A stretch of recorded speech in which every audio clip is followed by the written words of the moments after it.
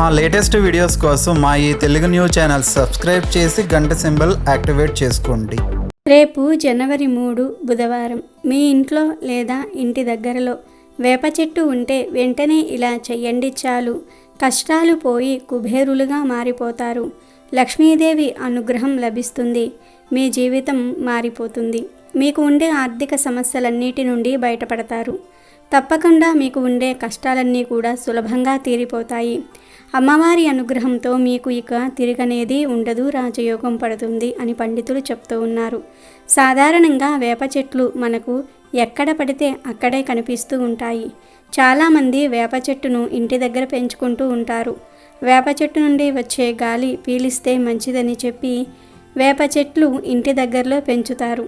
వేప చెట్టు చాలా విశేషమైనది. వేప చెట్టు చాలా పవిత్రమైనది. మన ప్రాచీన ఆయుర్వేదంలో కూడా వేప గురించి అనేక రుజువులు ఉన్నాయి. భూమి మీద అమృతం చుక్కలు పడితే అది వేప చెట్టుగా మొలిచిందని పురాణాలలో కథలుగా వ్రాశారు. ఎవరైతే జీవితం మొత్తంలో ఒక్క వేప చెట్టును నాటుతారో వాళ్ళు స్వర్గానికి తిన్నగా చేరుకుంటారని శాస్త్రం చెప్తుంది.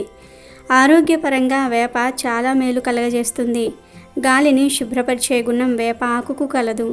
ఈ చెట్టు మిగతా చెట్ల కంటే ఎక్కువ ప్రాణవాయువును వదులుతుంది. వేప చెట్టు దగ్గర ఉంటే చాలు ఆరోగ్యం కుదుట పడుతుందని, మలేరియా, కలరా వంటి అంటువ్యాధులు రావని అంటారు.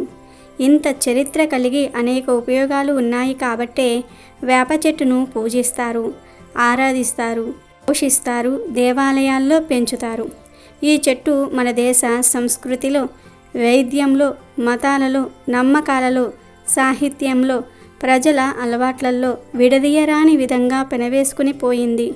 ఇంటి దగ్గర వేప చెట్టు ఉంటే శ్రీ మహాలక్ష్మి ఉన్నట్లే అంటారు. ధనాన్ని ఎంత జాగ్రత్తగా కాపాడుకుంటూ ఉన్నామో అదేవిధంగా వేప చెట్టును కూడా కాపాడుకోవాలి.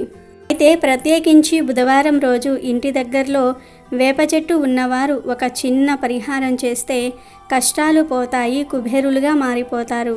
లక్ష్మీదేవి అనుగ్రహం కలుగుతుంది. ఆర్థిక సమస్యలన్నీ పోతాయని పెద్దలు చెప్తూ ఉన్నారు. మరి బుధవారం రోజు ఇంటి దగ్గరలో వేప చెట్టు ఉన్నవారు ఏం చేస్తే కష్టాలు పోయి కుబేరులుగా మారిపోతారు అనే విషయాన్ని ఇప్పుడు మనం ఈ వీడియోలో వివరంగా తెలుసుకుందాము. ఫ్రెండ్స్, అంతకన్నా ముందు కర్మ ఫలం ఎలా ఉంటుందో తెలిపే కథను విందాం. ఒక అడవిలో కొంతమంది ఆటవికులు ఒక గుడి కట్టుకున్నారు. వారికి రాతి విగ్రహాలు దొరకవు గనుక ఒక చెక్క దుంగను విగ్రహంలా చేసి పసుపు కుంకుమలు అలిమి వస్త్రం కప్పి దానికే పూజలు చేసేవారు. అమ్మవారు కూడా వారి పూజకు ప్రసన్నమై కోరిన కోరికలు తీర్చేది. ఆ గుడికి ఒక పూజారిని మాట్లాడి నిత్యము పూజలు చేయించేవారు ఆటవికులు. ఆ పూజారి అక్కడికి 5 మైళ్ళ దూరం నుండి రోజు వచ్చి పూజలు చేసి వెళ్తూ ఉండేవాడు. ఒక్కనాడు కూడా విసుక్కోలేదు. ఇది ఇలా జరుగుతూ ఉండగా ఒకనాడు భోరున వర్షం కురుస్తుంది. కుంభవృష్టిలా మారింది. ఆ రోజు ఆ గుడికి దగ్గరలోకి కట్టెలు కొట్టుకునేవాడు ఒకడు వచ్చాడు. వాడి పేరు రాములు. వర్షం కురుస్తూ ఉండటం వలన రాములు నిలవడానికి నీడలేక చుట్టూ వెతికితే దగ్గరలో ఈ గుడి కనబడింది. వెంటనే గుడిలోకి వెళ్ళాడు రాములు. ఎదురుగా చూస్తే పెద్ద దుంగ కనబడింది. వెంటనే రాములు, ఆహా, వర్షం వచ్చి చెట్లన్నీ తడిసిపోయాయి. ఈరోజు కడుపుకు తిప్పాలే అనుకుంటున్న తరుణంలో ఎదురుగా ఇంత పెద్ద దుంగ దొరకటం అదృష్టం అనుకుని అడవికులు పూజించే ఆ దుంగను కొట్టబోయాడు. వెంటనే, ఒరే రాములు, నన్ను కొట్టకు అంది అందులో ఉన్న అమ్మ. రాములకి దేవుడు, దయ్యం అంటే ఏమిటో తెలియని నిషాదితుడు కనుక అక్కడ మాట్లాడేది అమ్మవారు అని తెలియని అజ్ఞానంతో, ఎవర్రా దుంగ వెనుక దక్కుని మాట్లాడుతుంది, రండి బయటకు అన్నాడు. అప్పుడు ఆ దుంగ నుండి అమ్మవారు బయటకు వచ్చి, నేను అమ్మని, నన్ను కొట్టకు అని రాములతో అంది. దానికి రాములు, అయితే నిన్ను కొట్టకపోతే నా కడుపు సంగతి ఏంటి అని ప్రశ్నించాడు. అప్పుడు అమ్మవారు, రాములు, ఇదిగో నీకు 100 బంగారు నాణేలు ఇస్తాను, వీటితో బ్రతుకు అని ఒక మూట అక్కడ పడేసి మాయమైపోయింది. ఆ మూటలో ఉన్న బంగారు నాణాలు చూసేసరికి చేతిలో ఉన్న గొడ్డలి అక్కడ పడేసి మూట తీసుకుని వేగంగా అక్కడి నుండి వెళ్ళిపోయాడు రాములు. అయితే పూజారి కూడా అప్పుడే అక్కడికి వచ్చి ఇదంతా చూశాడు. ఇదంతా చూశాక పూజారికి ఒక సందేహం వచ్చింది. ఏమిటి, అమ్మవారు రోజు నేను అంత దూరం నుండి వచ్చి పూజలు చేస్తూ ఉంటే నాకు మాత్రం ఏమీ ఇవ్వదా? గొడ్డలితో కొట్టబోయే ఆ బోయేవాడికి కనిపించిందా అని అనుకున్నాడు. నేను కూడా ఆ బోయేవాడిలాగా అమ్మవారిని నరకపోతే నాకు కూడా అమ్మవారు ధనం ఇస్తుందేమో అని అనుకున్నాడు. వెంటనే పూజారి ఆ గొడ్డలితో అమ్మవారిని నరకబోయాడు. కానీ గొడ్డలి ఎత్తాడో లేదో పూజారి కళ్ళు పోయాయి, చూపు పోయింది.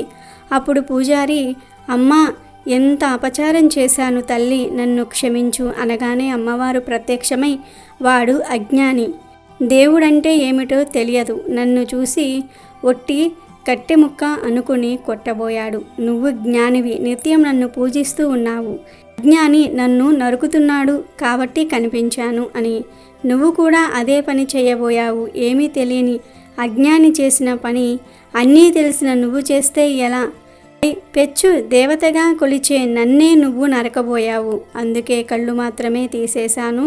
చూపు తీయకపోతే నువ్వు పూర్తిగా సర్వనాశనం అయిపోయేవాడివి అని అమ్మవారు పలికింది.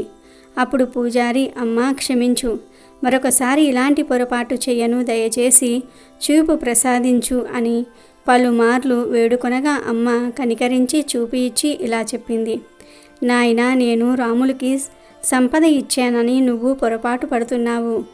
అకారణంగా వచ్చే సంపాదన ఉపయోగపడదు. అక్కడ ఏమి జరుగుతుందో నీకు తెలియదు. వెళ్ళి అక్కడ ఏమి జరుగుతుందో చూడు అనగానే ఆ బోయవాడిని అనుసరిస్తూ వెనుకే వెళ్ళాడు పూజారి. బోయవాడు తన ఇంటికి చేరుకుని భార్యని పిలిచి జరిగింది చెప్పి, ఇదిగో 100 బంగారు నాణేలు అని చూపించగానే భార్యకు బంగారం మీద ఆశ పుట్టి, నాకు వడ్డానం చేయించు, ఉంగరం చేయించు, బొంగరం చేయించు అని భర్తను అడిగింది. భర్త వినలేదు. ఇంతలో కొడుకు వచ్చాడు. వాడు వ్యసనపరుడు. రోజంతా పూర్తిగా త్రాగుతూనే ఉంటాడు. అప్పటికే బాగా త్రాగి ఉన్నాడు. ఆ బంగారు నాణాలు చూసి, నాన్న, అవి నాకు ఇవ్వు, నేను జూదమాడాలి, బాగా త్రాగాలి, ఆ ధనం ఇలా ఇవ్వు అన్నాడు. ఇక రాములు భార్యను, కొడుకును బయటకు గెంటి లోపల ఉన్న బీరువాలో ధనాన్ని దాచాడు. ఇంతలో భార్య లోపలికి వచ్చింది. ఇద్దరికీ వాదోపవాదాలు బాగా జరుగుతూ ఉన్నాయి. ఇంతలో కొడుకు ఒక గొడ్డలి తీసుకొచ్చి తల్లిదండ్రులను ఇద్దరినీ కూడా నరికేసి ఆ బంగారు నాణేలు తీసుకుని వెళ్ళిపోయారు. అకారణంగా వచ్చిన సంపద అకారణంగానే పోయింది. ఆ సంపదతో పాటు ప్రాణాలు కూడా పోయాయి. ఇది చూసి చలించిపోయిన పూజారి వెంటనే గుడికి వెళ్ళి అమ్మ పాదాలపై పడి క్షమాపణలు కోరుకున్నాడు. కనుక మనకు ఏది కావాలో మనకు తెలియదు. మనల్ని సృష్టించిన పరమాత్మకు మనకు ఎప్పుడు ఏది ఇవ్వాలో తెలుసు. పరమాత్మను కొలిచేటప్పుడు కష్టం కావచ్చు, కానీ నువ్వు చేసిన పూజా ఫలితం వచ్చే వరకు వేచి చూడాల్సిందే. ఏదో ఒక రోజు ఫలం వచ్చి తీరుతుంది, ఫలితం రాకుండా మాత్రం ఉండదు. దైవానికి ఎవరి మీద పక్షపాతం ఉండదు. చేసే ప్రతి పనికి ఫలితాన్ని ఇస్తాడు. ఇంకా వీడియోలోకి వస్తే చాలామంది ఇంటి బయట కానీ లేదా ఇంటి దగ్గరలో కానీ వేప చెట్టు ఉంటుంది. అలా ఇంటి దగ్గరలో వేప చెట్టు ఉన్నవారు ప్రత్యేకించి రేపు బుధవారం రోజు ఒక చిన్న పరిహారం చేస్తే చాలు, కష్టాలన్నీ పోతాయి, కుబేరులుగా మారిపోతారు అని పెద్దలు చెప్తూ ఉన్నారు. అసలు ఏం చేయాలి అంటే ఏమీ లేదు. ఈ బుధవారం రోజు సాయంత్రం చీకటి పడే ముందు, అంటే సూర్యాస్తమయ సమయంలో ఒక చెంబుతో నీళ్లు తీసుకోండి. రాగి చెంబుతో నీళ్లు తీసుకోండి. తర్వాత ఆ నీటిలో కొద్దిగా పచ్చకర్పూరము మరియు చిన్న బెల్లం ముక్కను కూడా కలపండి. తర్వాత అవన్నీ కూడా నీటిలో బాగా కరిగేలాగా కలపండి. ఇలా కలిపిన తర్వాత ఈ నీటిని తీసుకుని వెళ్ళి వేప చెట్టు మొదట్లో పోసేయండి. పోసేటప్పుడు నాకు ఉన్న కోరికలు నెరవేరాలి, మా సమస్యలు తీరాలి, మా కష్టాల నుండి బయటపడేలాగా చూడమని ఆ చెట్టుకు నమస్కారం చేసుకోండి. ఇలా నీళ్లు పోసాక 21 ప్రదక్షిణలు చేసి ఇంటికి వచ్చేయండి. ఇలా మొత్తం 7 బుధవారాలు ఒక నియమంలాగా చేయాలి. ఆడవారు, మగవారు ఎవరైనా సరే ఈ పరిహారాన్ని చేసుకోవచ్చు. కుటుంబంలో అందరూ ఈ పరిహారాన్ని చేసుకోవచ్చు. ఈ చిన్న పరిహారం వలన మీకు ఉన్న సమస్యలు, బాధలు పోతాయి. మీ జీవితం అద్భుతంగా మారిపోతుంది. లక్ష్మీదేవి అనుగ్రహంతో అపర కుబేరులుగా మారిపోతారు. కాబట్టి ప్రతి ఒక్కరూ కూడా బుధవారం రోజు ఇంటి దగ్గరలో ఉన్న వేప చెట్టు దగ్గరకు వెళ్ళి ఈ చిన్న పరిహారం చేసి శుభ ఫలితాలను పొంది సంతోషంగా జీవించండి. అమెజాన్లో బెస్ట్ డిస్కౌంట్స్ కోసం వీడియో డిస్క్రిప్షన్లో లింకు ఉంది, చూడండి. అలాగే మా టెలిగ్రామ్ ఛానల్ సబ్స్క్రైబ్ చేసుకోండి.